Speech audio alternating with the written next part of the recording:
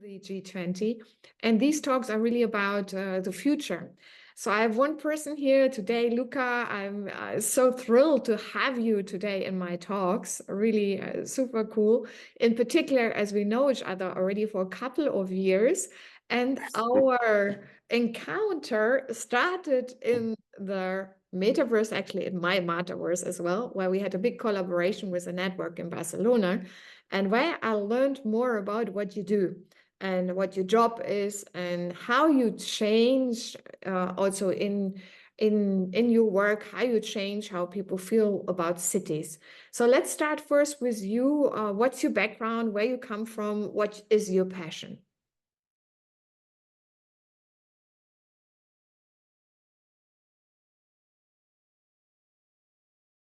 Yeah, I'm Luca Lupatelli. I'm Italian, but I'm based in Zug.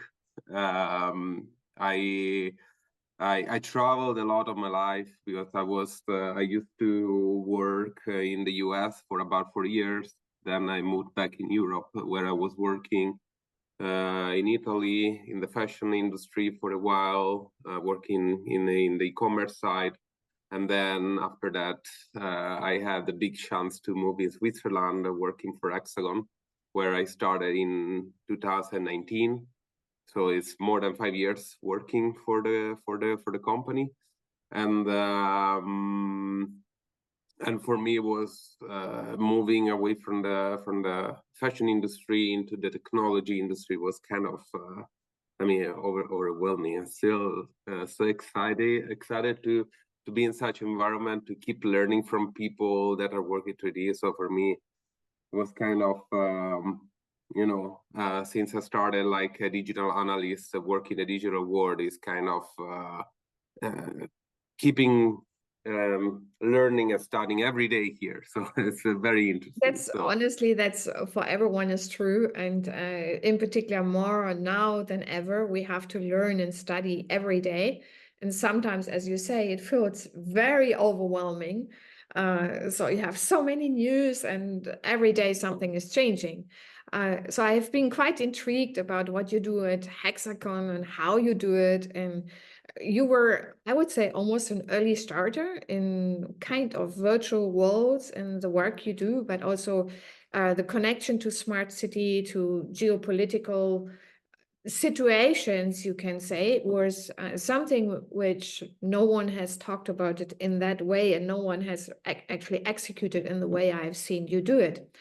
So can you tell us a little bit more what Hexagon is about? And this is obviously more for us to learn, and then think about how does it impact future trends, or how do you capture future trends with the work you do? Well, talking about what Hexagon does, it can be even kind of tricky for me because it's a very big organization, and we are many divisions. Personally, I work in geosystem divisions. We are pretty strong in the reality capture industry when we talk about virtual world and 3D scans and things like that. But Hexagon has also divisions in the manufacturing that are talking with manufacturing intelligence, but also in security and mining. So it's a pretty big organization. So I try to stick with the division where I'm working on that. I'm more familiar with it, but. And I would say sorry to the area division if I don't touch all the points, but I'm trying to be focused on what I'm more familiar with. So here, for instance, probably many people are more familiar with the brand Leica because it's very well known and used for measurement, for tracking. We develop sensors, so hardware and software that allow people to build buildings for heavy constructions, and so on. So in terms of visual world, smart cities, I would say something that touched us the most is probably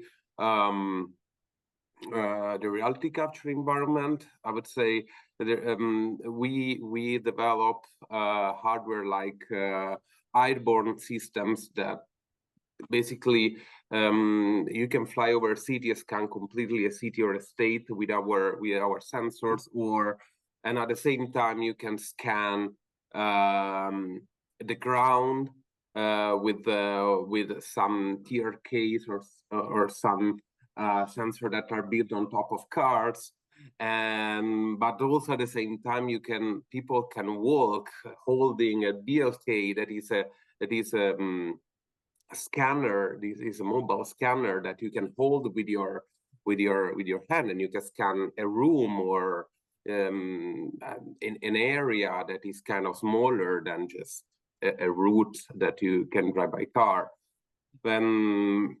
And this but also technology, Luca, is that also used for creating digital twins then? Because if you do a 3D scan of a building or a room, or as you say, or a car or myself, it immediately flashes the topic of digital twins. Yes, we can build very accurate digital twins. We can combine data that are captured from the top with data that are captured from the ground, and you can get a kind of we call it super mesh. Is a combined mesh for with what you capture from the top and what you capture from the ground that is super accurate, and this will allow to take a better decision, or will allow us to simulate things. What happened if this event succeed in this route, or what happened if I don't know, a fire happened in this part of the city, because of the accuracy of our data that is very, very high, this will allow to city management to take better decisions, or to predict events eventually, right? So what would you say the major verticals you see, or where, like, we know that in car manufacturing you use a lot of what you described, so you use all the processes and you use digital twin for the process, obviously for the factory, use it for the people. And from your point of view, or what you have seen, the major applications, sometimes we call it also industrial metaverse, but the work you do with the 3D scanning and how it comes together and how you described it, in which industries you see it the most, and what does it mean really for when we talk about future trends? I mean, the industries that are using digital twins are quite a few at the moment. I mean, even public safety, for instance, right? You can scan accidents that are happened at some point in the city and analyze data, analyze the digital twin of this or that event happened. But also transportations, you can use our data for in the transportation industry, transportation that happen, when you have to move things from a place to another. Traffic, you can predict what for those that are managing traffic, what is going to happen if something is going to be done in that specific route, right? Because the important thing with the digital twin is the convergence of data, right? And the interoperability of data. So, and this is crucial. And many industries. We recently released a very interesting report about that, where we interviewed more than 600 leaders. And those people are finding the use of digital twins in their industry, very relevant in the years to come. And of course, probably not everybody is going to invest heavily in the next couple of years, 2-3 years, according with the report. But they see value into it. So I would say that the digital twin is a technology that is coming into different industries. So I wouldn't tell just one, but because there is value when you have a super accurate digital replica of an environment, of a car, of an accident. You can, and when it's accurate, you can just think how much could be useful. Just because it allowed to save time for people, and it allowed to save money. I think you're making a very good point. It's efficiency, it's productivity, but also safety. So you mentioned before city management who can use this data basically to predict traffic, also to see how where accidents are, what the accidents data are. Was my background in insurance. Have you seen insurance companies also making use of this data, which is absolutely relevant, I think, also for insurance companies? Have you seen that actively being used? I didn't see it, but I can imagine about the application, because since you can replicate scenarios, right, and you can. But you are not actively working right now. This is a new opportunity, maybe growth opportunity for you. Yeah, maybe somebody. Very big insurance companies, so another way of doing it instead of only global. But in terms of also what you see as a big, when you say, we talked about it before, also when we met in the shed. The big trends you see when we look at the industrial metaverse, what would be, we have billions we can expect. We have NVIDIA, who's very, very strong in the industrial metaverse. We have this beautiful report from MIT and Siemens when they started to really roll out what we call the industrial metaverse. So what is from your point of view when you say these are the three really, really big trends? What would you say is what is most relevant? For me, collaboration, the collaboration in immersive environment is going to be a big trend in the future. Of course, simulation. Hope I answered properly your question. So collaboration, simulation, and interoperability of data. Because as I was mentioning, I see once all of those amount of data that are collected from different sensors, from different points, will converge. This will be very useful for many applications. So the convergence of data, and there is from my personal perspective, when the industrial metaverse will happen for real, when everything converge, when you can really trust in every single thing that happen in an immersive environment, for instance, right? So collaboration. Also, I believe one point which hasn't been solved yet massively, which is interoperability. So that's not only for data, but for platforms. And then our digital identity itself. We can be, as we know, on one platform, but we haven't figured out how to use our digital identity other than perhaps with a digital wallet, which is not fully there. So there are all the tools there, but the tools are not perfectly connected. And if we think about it on a global basis, it's even, I would say, more desirable if I travel from here to any other place in virtual or reality. We do need to make sure that we travel with the same digital identity. That's certainly a very important point. And collaboration is very important. Partnerships and that we make sure that all the different stakeholders we have the government, we have obviously the industry, we have people, that we take this into account to not leave anyone behind. So that's the biggest challenge I see as well when we talk about also collaboration, but education. And you said at the beginning, you learn a lot every day. We all learn a lot every day, but there are a lot of people who don't see this as an opportunity. And I'm very concerned about also what I see that people get left behind. And it's not only the older people. It doesn't sometimes matter when I teach also 25 years old, then I'm surprised how reluctant and how also they negate. Sometimes we are in our bubble, like when we have these events, we also meet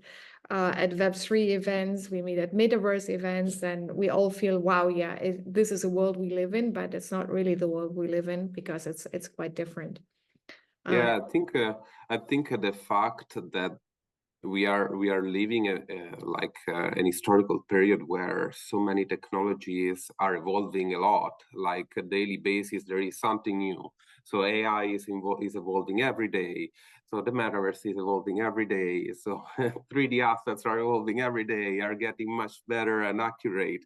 So it's to stay on top of each single thing. It's even difficult for who is working in the technology. Imagine for who is not every day into it. So it's a lot is happening at the moment. So and yeah, I understand. It happened to me quite often that I speak with younger people, and I always ask, what you do into the virtual world? Just tell me, just let me understand how you interact with that and why. I try to really speak with those people, just to get to know really to where we are going and what they think. Yeah, also is my observation. That's why I created my metaverse, obviously, where you also have been a guest, that we can have a room and place for exploration, and it's very, very easy to get on it. It's free for everyone, so it's via desktop or via mobile phone, and I think that's the beauty of it. Access to everyone, every time, anywhere. So that's very important. Maybe a final, just a final word, not to conclude, but to give an outlook. So if you have something in your mind, and this talk is obviously completely unscripted, where you say, this is the one thing I really would love to see what my vision is. So what is one thing in terms of future trends where you see humanity, big societies, and smart cities can help, maybe, or can go, just from your personal point of view, what you see, because you also travel a lot, you talk to a lot of people in the space. So what is personal to you, the one big thing? To me, we will see those virtual world as an extension of the cities, not a replacement, as a few people think about when we talking about virtual world and metaverse. I personally like all of those projects that are offering services, are offering opportunities to meet, for instance, municipality, to meet people at the municipality, to meet people that can offer guidance on taxes, that can offer, I don't know, I need to renew my ID, go to this place into the virtual world and meet somebody there. So to me, this is going to be a trend probably for cities. It's an interesting thing actually, because all of those new generations are socializing, are meeting, and are doing things into virtual world. If you think about Roblox, that is just one of the platforms that has 90 million daily active users. Let's imagine how this will be in the future, where people already have the habit to do things and to find information into those platforms. So probably, maybe, those people will find information into an extension of Zurich, for instance, if they want to know how to renew. That. And as you mentioned, Roblox with 90 million users every month. We have, obviously, they're mainly in the younger age, but we have 3 billion gamers, and they are certainly not totally not only under 18. Yeah. So 3 billion gamers is just a reflection of how virtual worlds can accelerate, and how can we maybe also help people to understand and help them to manage their daily life. Yeah. So if I can summarize your big vision, it's about managing your daily life in the big convergence of technology, but also in the intersection between real and virtual worlds where both the lines are blurring. Exactly. They summarize this. Okay, thanks a lot for your time. It was always, like always, very wonderful talking to you, and I really enjoyed it.